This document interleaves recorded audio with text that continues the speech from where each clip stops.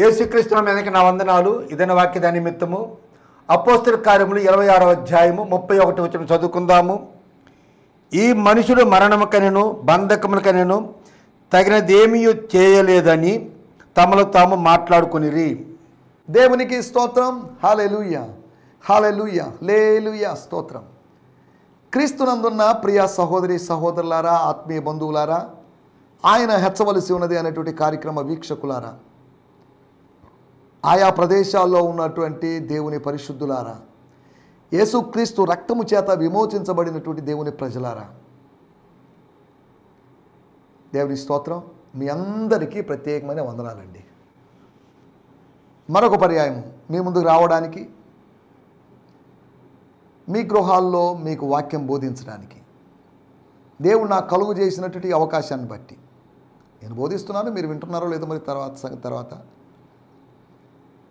ఇంకా ఒకవేళ కొంతమంది వింటూ ఉండగా కొంతమంది టీవీస్ ఆన్ చేయకపోయి ఉండొచ్చు, కొంతమంది మర్చిపోయి ఉండొచ్చు. మీరు మర్చిపోయినప్పటికీ యూట్యూబ్లో ఇది అలాగే ఉంటుంది. ఒకవేళ మీరు టీవీ అందుబాటులో లేనటువంటి స్థలంలో మీరు ఉన్నట్లయితే శాంతి టీవీ నెల్లూరు అనే ఛానల్కి మీరు సబ్స్క్రైబ్ చేశారు కాబట్టి 8 నుంచి 8:30 వరకు టీవీలో ప్రసారమయ్యే సమయంలోనే లైవ్ స్ట్రీమింగ్ ఉంటుంది. అనగా మీకు వాక్యం మిస్ కాకుండా తర్వాత ఎలాగో అప్లోడ్ అయి ఉంటుంది. సాయంత్రం రిపీటేషన్ ఉంటుంది.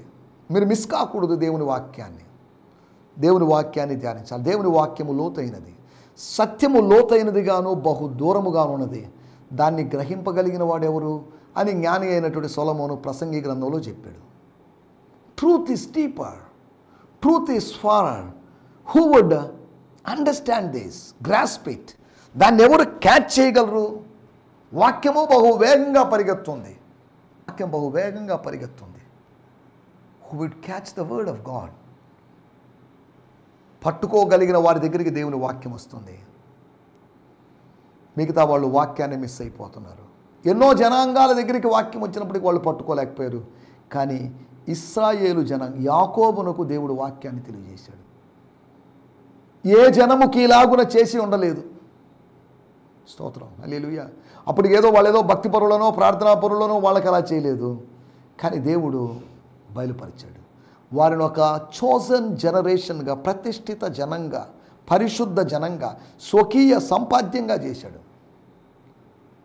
మనల్ని ఎన్నుకోవడం ఎంత మిస్టరీయో, మనల్ని ఎన్నుకోవడం ఎంత మర్మమో, మనల్ని జగత్తుకు పునాది వేయబడక ముందే ఏర్పరచడం ఎంత మర్మమో, ఇశ్రాయేలును జనాంగాల మధ్యలో, అనేకమైన జాతుల వారి మధ్యలో, వేరువేరు నేషనాలిటీస్ వారి మధ్యలో ఇశ్రాయేలును ఏర్పాటు చేసుకోవడం అనేది ఒక మర్మం.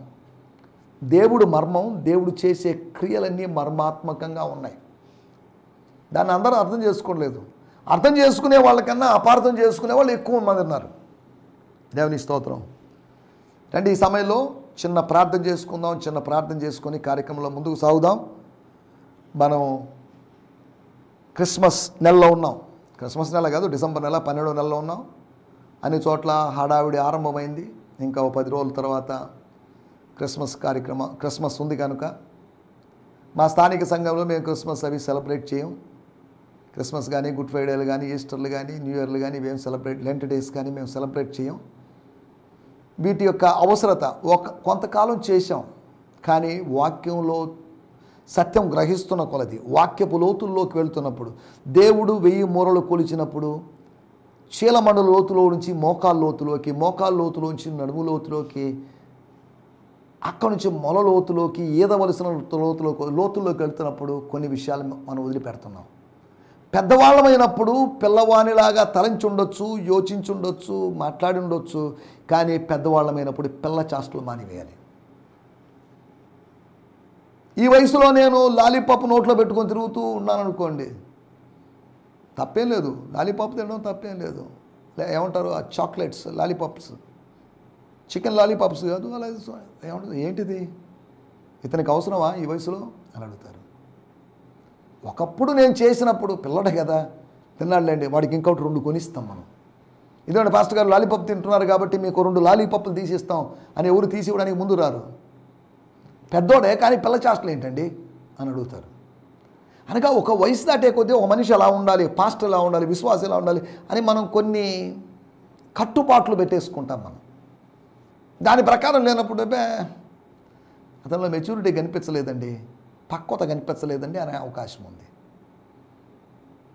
మనం పిల్ల చాస్తులు మానివేసి గలతీ పత్రిక 4వ అధ్యాయం 10వ వచనంలో ఉన్నట్టుగా దినములు, మాసములు, ఉత్సవకాలాలు, సంవత్సరములు అనేటువంటి వాటి యొక్క ఆచరణ పక్కన పెట్టేసి మనం ముందుకు సాగాల్సినటువంటి అవసరత ఎంతైనా ఉంది.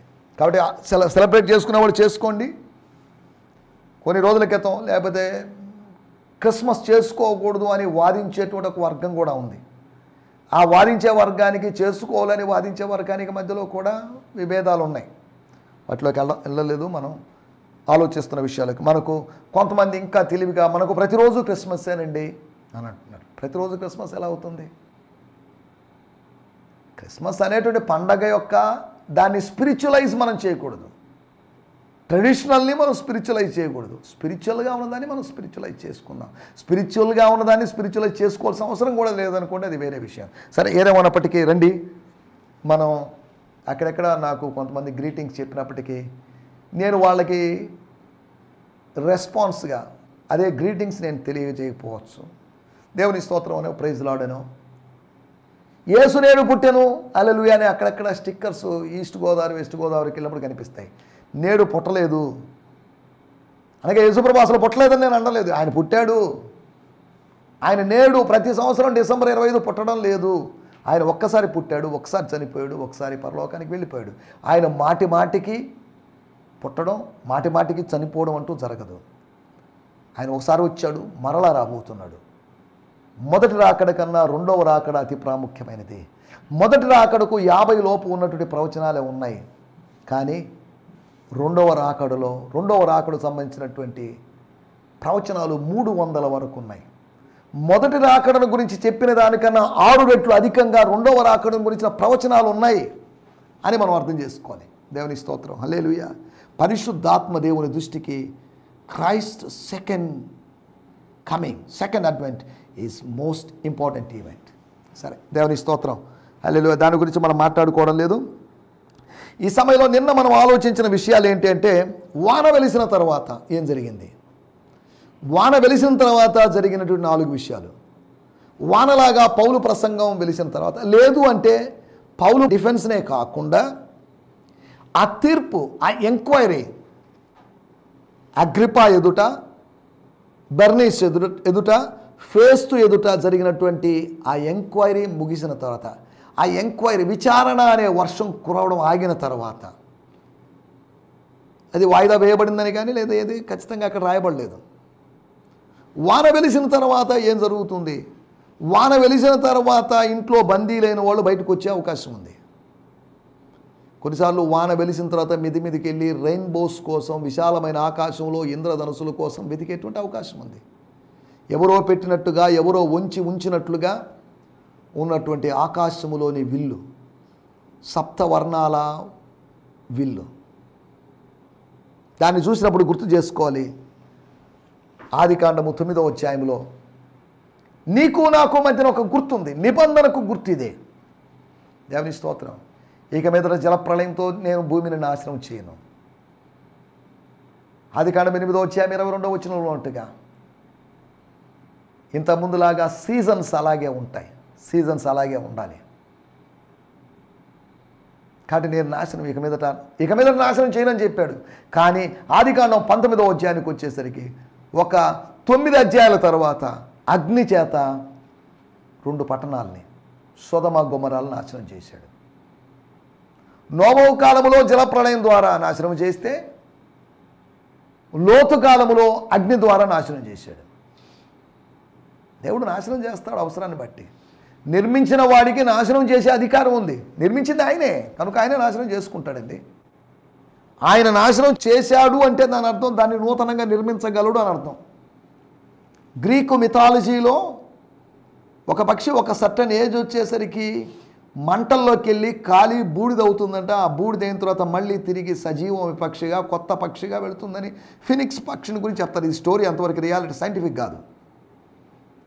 సైంటిఫిక్గా మనం కొద్దిగా అర్థం చేసుకోవాలంటే ఏజ్ వచ్చిన తర్వాత పక్షిరాజు, ఓ ప్రత్యేకమైన పక్షిరాజు వర్గానికి సంబంధించినటువంటి గద్ద పైకి వెళ్ళి తన రెక్కలను తానే పీకి వేసుకొని తన ముక్కును తాను రాతికేసి కొట్టి కొట్టి ఆ ముక్కును విరగ్గొట్టుకొని బీక్ని విరగ్గొట్టేసుకొని కొత్త ముక్కు వచ్చేంత వరకు, కొత్త రెక్కలు వచ్చేంత వరకు, తను రిన్యూ అయ్యేంత వరకు సూర్యుడిని తదేకంగా చూస్తూ సూర్యుని దగ్గర నుంచి ఆ సూర్య కిరణాల్లోంచి వచ్చేటువంటి ఆ గ్యాసెస్ నుంచి వచ్చేటువంటి ఎనర్జీ కావచ్చు, ఒక న్యూ ఎనర్జీ పొందుకొని ఒక న్యూ బర్డ్గా రిన్యూ అవుతుందట.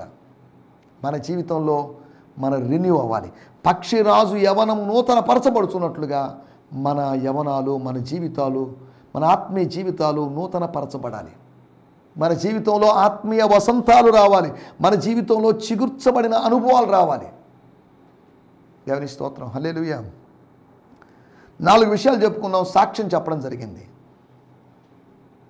2 విధాలైనటువంటి వానలు వెలిసిన తర్వాత, ఒకటి పౌలు యొక్క డిఫెన్స్, రెండవది అధికారుల యొక్క ఎంక్వైరీ. సాక్ష్యం ఇవ్వడం జరిగింది. సాక్ష్యాలు వస్తాయి. ఈ రోజులో సాక్ష్యాలు రాకపోవచ్చు. అప్పటిదాకా అబద్ధ సాక్ష్యాల వర్షం కురిసింది.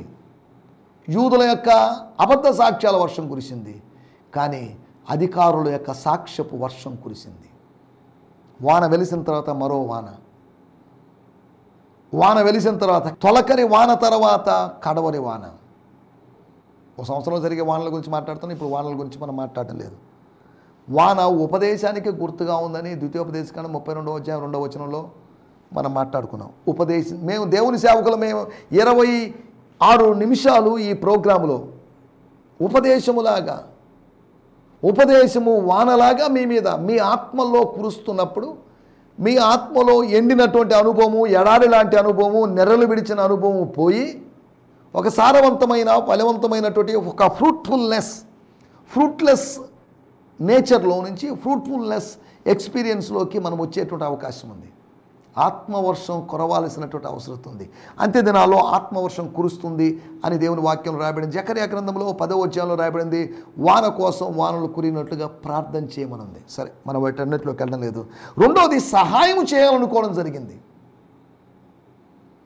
కొంతకాలం ఏది అసలు ఈయన పాయింట్ ఏంటి, ఇతను ఏం చెప్పాలనుకున్నాడు, వినాలనుకున్నారు. వినగోరిన వ్యక్తి సాక్ష్యము చెప్పిన వ్యక్తిగా మారాడు.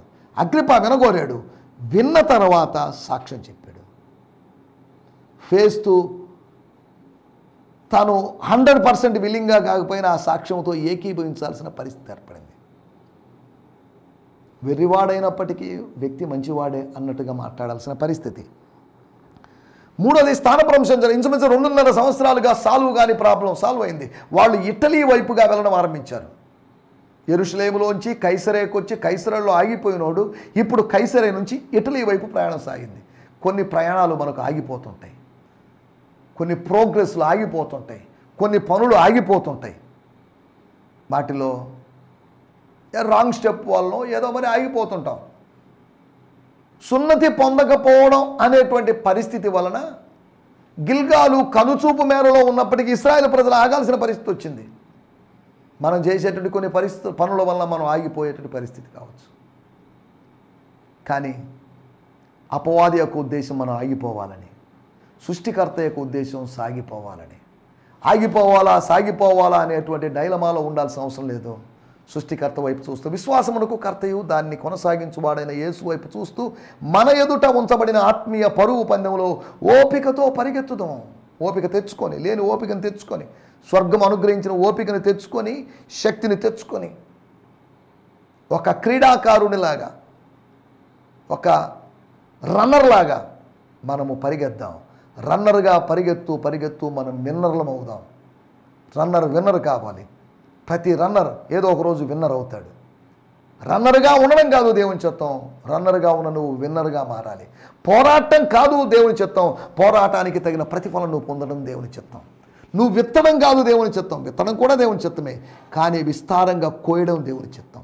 అంతేకాకుండా స్థానభ్రంశం జరిగిందని, డిస్ప్లేస్మెంట్ జరిగిందని, కదలిక జరిగిందని, మేఘము ఎత్తబడినప్పుడు వాళ్ళు పైకి ముందుకు సాగినట్లుగా, అప్పటిదాకా 2.5 సంవత్సరాలుగా వాళ్ళ గుడారాల మీద ఉన్నటువంటి మేఘము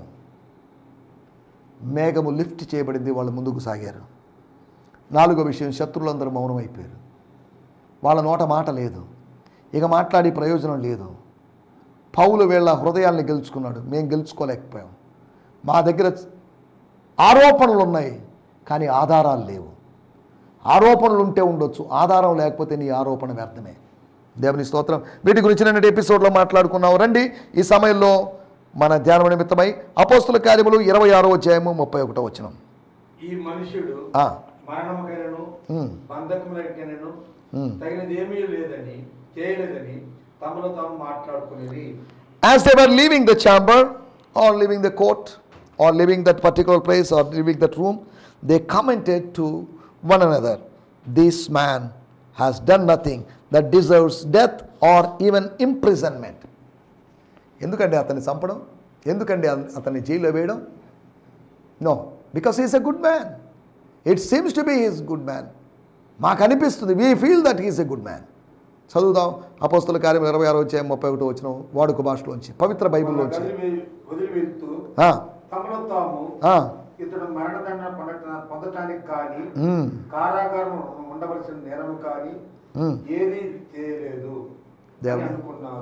అని అనుకున్నారు, అని మాట్లాడుకున్నారు. వాళ్ళలో వాళ్ళు అనుకున్నారు.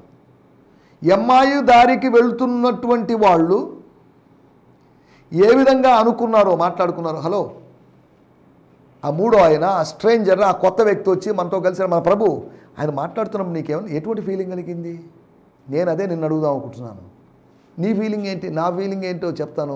నీ ఫీలింగ్ ఏంటో? అవును, ఏదో మండుతున్నట్టుంది, ఆత్మలో మండుతున్నట్టుంది, ఆంతర్యములో మంట పెట్టినట్టు ఉంది, ఆంతర్యాన్ని దహిస్తున్నట్టుగా ఉంది. ఏదో సమ్ డిఫరెంట్ ఫీలింగ్. అక్కడి నుంచి బయలుదేరి వచ్చినప్పుడు కలిగిన ఫీలింగ్ కాదు ఇది. యెరూషలేము నుంచి బయలుదేరి వచ్చినప్పుడు కలిగిన ఫీలింగ్ కాదు. యెరూషలేముకి ఎమ్మాయికి మధ్యలో ఆయన కలవడం, మరలా యెరూషలేముకి పంపించడం, ఏదో something feeling, super natural thing. Natural thing కాదు, కడుపులో మంట కాదు, గుండెల్లో మంట. కడుపులో మంట న్యాచురల్, గుండెల్లో మంట, ఆత్మలో మంట సూపర్ న్యాచురల్. మనకు కావాల్సిన ఇప్పుడు కడుపు మంట కాదు. వద్దండి, గ్యాస్ట్రిక్ ట్రబుల్ అండి, హార్ట్ బర్న్ అండి, కుదరదండి, కష్టం అండి, నేను తినలేనండి అది అని చెప్పేవాళ్ళు ఉన్నారు. కానీ ఆయన మాట్లాడుతున్నప్పుడు, అనగా తింటున్నప్పుడే మంట. ఈ కడుపులో మంట తిన్న తర్వాత వస్తుంది, కానీ ఆత్మలో మంట తింటూ ఉండగా, ఆత్మీయ ఆహారాన్ని తింటూ ఉండగా మండిస్తుంది. దేవుని స్తోత్రం, హల్లెలూయా. ఆత్మ సంబంధమైన మంట కలిగి నేను ధ్యానిస్తుండగా నాలో మంట పుట్టెను. ధ్యానిస్తుండగా, దేవుని మాటలు వింటూ ఉండగా మంట పుడుతుంది అనే సంగతిని మనం జ్ఞాపకం చేసుకోవాలి. దేవుని స్తోత్రం, హల్లెలూయా. ఏం జరిగింది ఇక్కడ? ఇక్కడ విషయాల్లోకి వద్దాం. మన టైటిల్ సత్యానికి స్పందనలు. సత్యం ఉంది, సత్యానికి స్పందన ఉంది. సత్యం ఉంది, సత్యాన్ని స్వీకరించాలి. సత్యం ఉంది, సత్యాన్ని తృణీకరించకూడదు. సత్యము దేవుని వాక్యమే. పౌలు తెలియజేసిన సత్యాలకి, పౌలు తెలియజేసిన సత్యాలు 5 విధాలైన సత్యాలని, వాటి గురించి మనం మాట్లాడుకున్నాం ఇంతకుముందు. ఇప్పుడు వాటిలోకి వెళ్ళడం లేదు. ఈ సత్యాలకు ప్రజల యొక్క, సమూహం యొక్క, సోదరుల యొక్క స్పందన ఏంటి? 4 విధాలైన స్పందనలు మీకు జ్ఞాపకం చేస్తాను. మొట్టమొదటి మాట, సత్యానికి స్పందన ఏంటి? అపోస్తుల కార్యములు 18వ అధ్యాయం 15, 16 లేదా 15, 17. 15 వచనం చదివిన తర్వాత 17 వచనం. ఉపదేశమును పేర్లను మీ ధర్మశాస్త్రమును గురించి వాళ్ళమైతే మీరే దాన్ని చూసుకొనుడి. ఇలాంటి సంగతుల గురించి విమర్శ చేయుటకు నాకు మనసు లేదని యూదులతో చెప్పి, అప్పుడు అందరూ సమాజ మందిరపు అధికారి అయిన సోస్థెనేసును పట్టుకొని న్యాయపీఠం ఎదుట. చాలండి, నాకు మనసు లేదు. I don't like all these things. ఏంటండి ఇది? Why you are wasting time? మీ ధర్మశాస్త్రము, మీ ఉపదేశము, మీ మతపరమైన విషయాలు మమ్మల్ని లాగుతారా? వాటి గురించి మాకు అవగాహన లేకుండా మేమేదో మాట్లాడి మళ్ళీ దాని ద్వారా మా సెంటిమెంట్స్, మా మత విశ్వాసాలని దెబ్బతీసే విధంగా మాట్లాడారని మీరు మాట్లాడడం మాకు నచ్చడం లేదు. అలా మీరు తిరుగుబాటుదారులుగా ఉండడం మాకు ఇష్టం లేదు. 17వ వచనంలో రాయబడిన మాట, అపోస్తుల కార్యములు 18వ అధ్యాయము 17వ వచనంలో రాయబడిన మాట, అతడు చేసిన పనిని గురించి. గల్లియోన్ అనేటువంటి అధిపతి చేసినటువంటి పని. చదువుదాం 18వ అధ్యాయం 17వ వచనం. అప్పుడు అందరూ సమాజ మందిరపు అధికారి అయిన సోస్థెనేసును పట్టుకొని న్యాయపీఠం ఎదుట కొట్టసాగిరి. అయితే గల్లియోను వీటిలో ఏ సంగతిని గూర్చి లక్ష్య పెట్టలేదు. గల్లియోను వీటిలో ఏ సంగతిని గురించి లక్ష్య పెట్టలేదు. పౌలు ఏదో చెప్పాడు, వాళ్ళు ఏదో అన్నారు, వాళ్ళు ఏదో చెప్పారు, పౌలు ఏదో అన్నాడు. ఈ డిస్కషన్స్, ఈ ఆర్గ్యుమెంట్స్, ఈ తలనొప్పులు, పౌలు మీద వందలాది ఆరోపణలు వాళ్ళు చేశారు. పౌలు సత్యం చెప్పాడు. గల్లియోను అన్నాడు, ఇవన్నీ నాకు ఎందుకండి, నేను యూదున్నా ఏంటి, యూదా మతం పుచ్చుకోవాలనుకుంటున్నాను ఏంటి, నాకు అటువంటి ఉద్దేశం లేదు కదా, go get out from here. వాడిని తోలివేసును అని రాయబడింది 16వ వచనంలో. వాడిని ధరివేశాడు, వద్దు ఇక్కడ ఎవరు ఉండడానికి వీలేదు, రే వెళ్ళిపోట్రా అని బెదిరించాడు. గమనించాల్సిన విషయం, అతడు అలక్ష్యం చేశాడు. సత్యాన్ని అలక్ష్యం చేసిన వాళ్ళు చాలామంది ఉన్నారు. అధికార పీఠములో ఉన్న వాళ్ళు కూడా అలక్ష్యం చేస్తున్నారు. ఈ అధికారం మాకు దేవుని వల్ల కలిగిందని భావించకుండా సత్యాన్ని అలక్ష్యం చేస్తే మనకు అనర్థమే వస్తుందనే సంగతిని మనం గుర్తుపెట్టుకోవాలి. దేవుని స్తోత్రం, హల్లెలూయా. రెండో విషయాన్ని నేను మీకు జ్ఞాపకం చేస్తాను, గల్లియోను యొక్క సత్యం విషయంలో అలక్ష్యం. రెండో విషయాన్ని నేను మీకు జ్ఞాపకం చేస్తాను. అపోస్తుల కార్యములు 24వ అధ్యాయం 26వ వచనం. స్తోత్రం స్తోత్రం, హల్లెలూయా. 24వ అధ్యాయము 26వ వచనం. స్తోత్రం. తర్వాత పౌలు వలన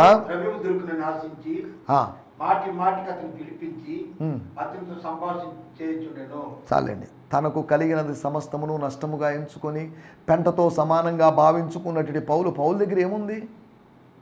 సన్యాసి దగ్గర ఏముంటుంది? బూడిద తప్ప.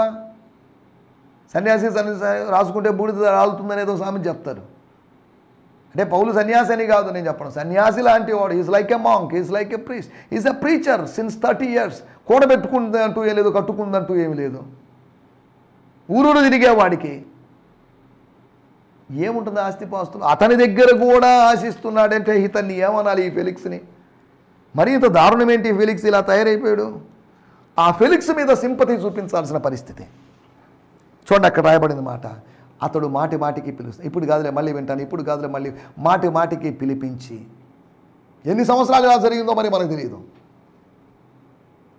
గల్లియోను అలక్ష్యం చేస్తే ఫెలిక్స్ ఆయన చేసిన పని ఏంటంటే ఆలస్యం చేశాడు. కొంతమంది ఆలస్యం చేస్తారు, కొంతమంది తడువు చేస్తుంటారు. నేడే అనుకూల సమయం, నేడే మిక్కిలి అనుకూల సమయం, నేడే రక్షణ దినం, రేపు అనుకుంటారు, వచ్చే నెల అనుకుంటారు, వచ్చే సంవత్సరం అనుకుంటారు. ఇది అనుకూల సమయం అనే సంగతి మర్చిపోతున్న ప్రజలు. ఈరోజు ఎలా ఉన్నావు? ఆలస్యం చేస్తున్నావా? ఇప్పుడు కాదులే పాప వాళ్ళు పెళ్లి సమయంలో వాళ్ళకి బాప్తీసం ఇద్దాంలే. బాబు ఉద్యోగం వచ్చిన తర్వాత నేను మొక్కున్నాను. ఏది మొక్కుకోవడం ఏంటి? ఉద్యోగం వచ్చిన తర్వాత బాప్తీసం, ఉద్యోగానికి బాప్తీసం సంబంధం ఏంటి? వివాహానికి బాప్తీసానికి సంబంధం ఏంటి? రెండో విషయము, ఆలస్యం చేసినటువంటి ఫెలిక్స్. సత్యానికి నీ స్పందన ఇదేనా? మూడో విషయం నేను మీకు జ్ఞాపకం చేస్తాను, 26వ అధ్యాయము 24వ వచనం. అతడు ఇలాగ సమాధానం చెప్పుకుంటుండగా ఫేస్తు పౌలా, నువ్వు వెర్రివాడు, అతి విద్య వలన నీకు వెర్రిపట్టిందని గొప్ప శబ్దంతో చెప్పాను. గమనించాలి, ఫేస్తు యొక్క స్పందన చూడండి. సత్యము చెప్పినటువంటి సేవకుడైనటువంటి పౌలు గారు ఏమన్నాడు? అడిగాడా? నాకేమైనా పిచ్చి ఉందా? నా మాటలు పిచ్చిలాగా అనిపిస్తుంది? ఏం అడగలేదు కదా, ఎవరు అనలేదు కదా. ఎవరు అనకుండా ఇతనికి మాత్రమే వెర్రివాడు అని అనిపించింది.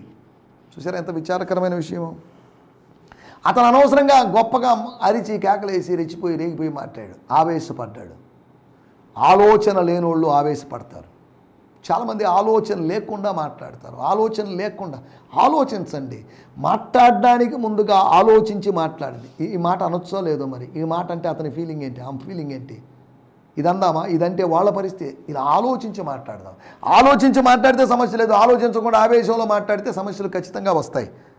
మూడో విషయము, ఫేస్తు ఆలోచన లేకుండా. కొంతమంది గురించి చెప్తారు, వాడికి ఆలోచన తక్కువ, ఆకలి ఎక్కువ, ఆవేశం ఎక్కువ. వినుటకు వేగిరపడు వాళ్ళుగా ఉన్నాం. తొందరపడద్దు, కూల్గా ఉండండి, వినండి, అవసరమైనప్పుడు మాట్లాడండి, మాట్లాడాల్సినప్పుడు మాట్లాడండి. అన్ని సందర్భాల్లో మాట్లాడు. అనువు కాని చోట అధికులం అనరాదు, అనువు కాని చోట మాట్లాడకూడదు. మౌనం వహించడం మంచిదే. కొన్నిసార్లు మోగవాళ్ళుగా, చెవిటి వాళ్ళుగా ఉండడం మంచిదే. దేవుని స్తోత్రం. ఆవేశపడినటువంటి ఫేస్తుకు దొరికిందంటూ ఏమీ లేదు. ఆశీర్వాదం పోగొట్టుకున్నాడు. అలక్ష్యం చేసిన వాడైనా, ఆలస్యం చేసేవాడైనా, ఆవేశపడేవాడైనా ఆశీర్వాదాలని పోగొట్టుకుంటారు.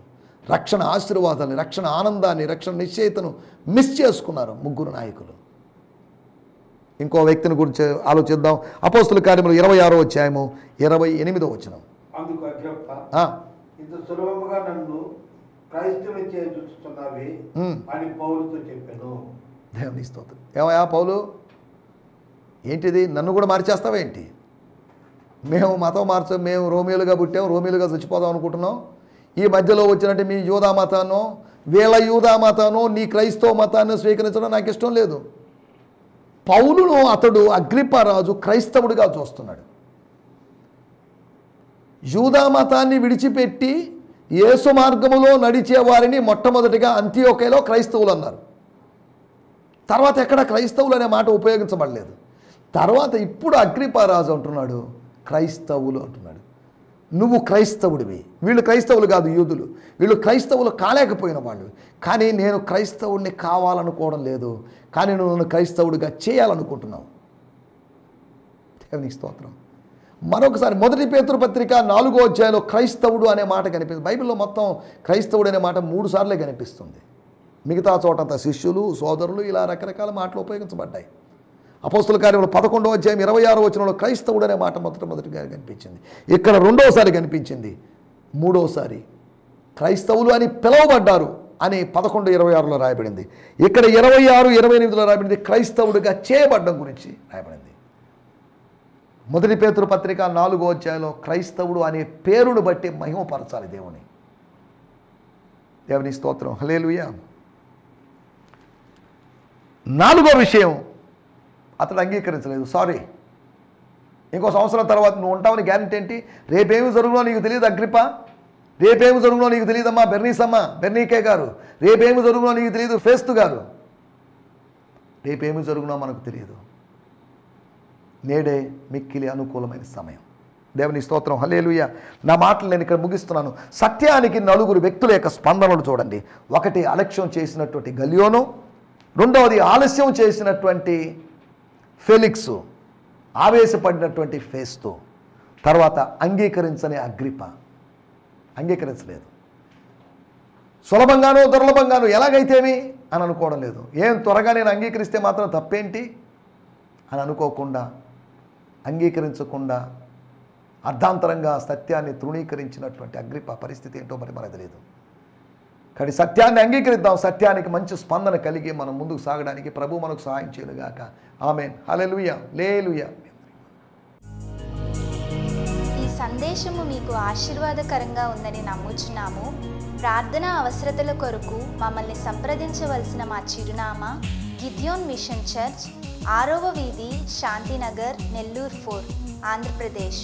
పిన్ 524004. మా ఫోన్ నంబర్లు 7036443613 మరి ఒక నంబర్ 9392293010. మా ఈమెయిల్ ఐడి gfihmi2015@gmail.com. దేవుడు మిమ్మును ఆశీర్వదించునుగాక. ఆమేన్.